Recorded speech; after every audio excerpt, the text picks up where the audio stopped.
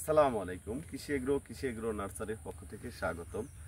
পটল চাষ বিষয়ে কিছু আলোচনা করব। তার আগে আমার ঠিকানা হচ্ছে নাটোর জেলা বড়াইগ্রাম থানা গ্রামতালসহ কুন্ডুপাড়া। এটা মূলত বারিটু জাতের লম্বা পটল। দেখেন কি সুন্দর পটল ধরে, বারিটু জাতের লম্বা পটল। এই পটলটায় সর্বোচ্চ ধরন তো ভালো হয়। দেখেন থোকা থোকা পটল ধরেছে। এই পটলটা অন্যান্য জাতের সাথে এই বারিটু জাতের পটলটায় ফলন সর্বোচ্চ বেশি হয়। দেখেন এই যে পটলগুলি যেমন ফুল আসবে তেমন পটলও ধরবে।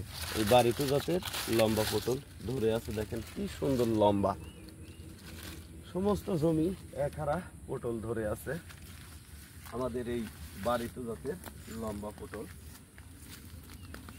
এটা মূলত অক্টোবর নভেম্বর মাসে পটলের চারা এবং লতা রোপণ করতে হয়, তাহলে সর্বোচ্চ বেটার হয়।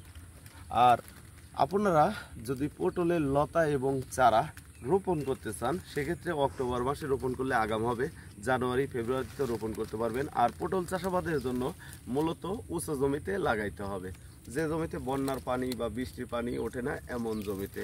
আর পটলের সার ব্যবহার করতে হয় টিএসপি, পটাশ আর বাসুডিন, ফোরাডান জাতীয় দানা, সরিষার খোল, এইগুলো আপনার পটল গাছে দিতে হয়, অর্থাৎ সার দিতে হয়। আর স্প্রে করার জন্য যে আপনাদের লাগে সেটা হচ্ছে সাদামাছির জন্য পেগাসাস ওষুধটা ব্যবহার করতে হয়। ভিউয়ার্স, আপনারা যদি এই বারিটু জাতের লম্বা পটল চাষাবাদ করতে চান আমাদের স্ক্রিনে দেওয়া নাম্বারে যোগাযোগ করতে পারেন। আমরা বাংলাদেশের প্রতিটি জেলায় পাইকারি সেল দিয়ে থাকি। ভালো থাকবেন, সুস্থ থাকবেন। আসসালামু আলাইকুম।